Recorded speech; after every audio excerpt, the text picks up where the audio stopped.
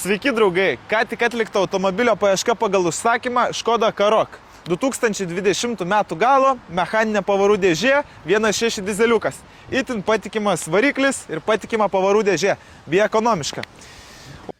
Automobilis pirktas Lietuvoje naujas, turėjęs vieną savininką, puikiai prižiūrėtas pas oficialų dilerį. Radom kelis smulkius defektus, nusiderėjom kainą, suorganizavom defektų pašalinimą ir paruošėm automobilį tolimesnį eksploatacijai ir už valandos ar dviejų klientas turėtų jau pasiimti. Ką mes šiam automobiliui padarėm? Suorganizavom pagrindinio diržo keitimą. Pas oficialų dilerį kainuotų 700–800 eurų, mes suorganizavom už 350 eurų. Diržas toks pat, koks yra originalus, su vandens pompa elektrinė, su viskuo. Taigi automobilis paruoštas puikiai eksploatacijai, ramiai galima važiuoti 10 000 km, kol reikės tepalus keisti. Ir po to vėl tą patį. Taigi, jeigu reikia jums automobilių, norit, kad juos surastumėm, duotumėm garantiją automobiliams, skambinkit į autopatikrą, padėsim surasti.